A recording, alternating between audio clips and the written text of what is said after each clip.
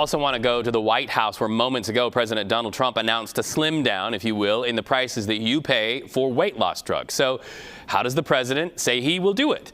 He says it's through partnerships with companies like Eli Lilly and Novo Nordisk.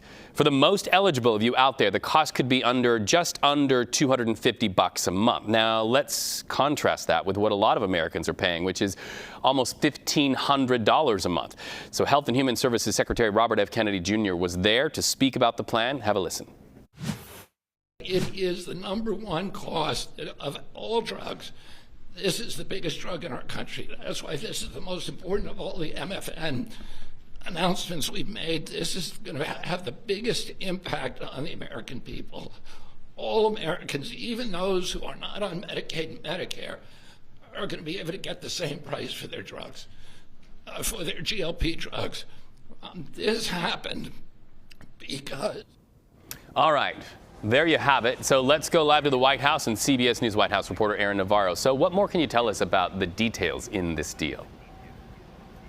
Yeah, Reed, this deal with the drug makers Eli Lilly and Novo Nordisk will reduce the price for weight loss drugs from Ozempic to Wegovy to as low as $245 a month, as you mentioned. One senior administration official said it is 1/9 of the current listing price. And for those under Medicare, it could be reduced to a $50 copay for these drugs, though it's important to note, as of now, only 10% of Medicare beneficiaries are eligible, and we could start to see these lower prices come May 2026. So still a couple months before we see some of the lower prices.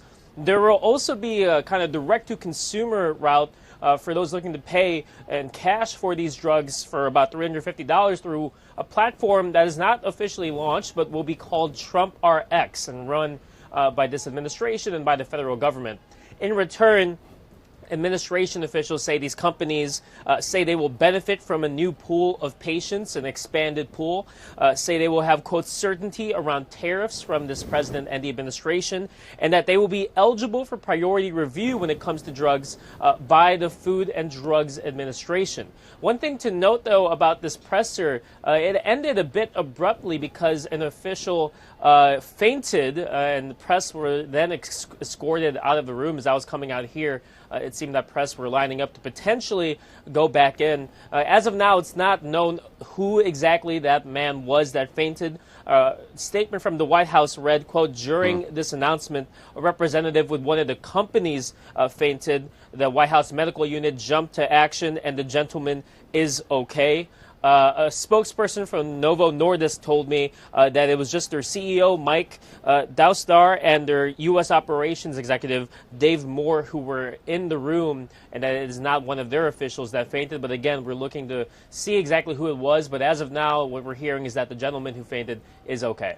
Yeah, this is the second fainting we have seen at the White House. I remember last year in April when Dr. Oz's relative, a young one, fainted there at the White House.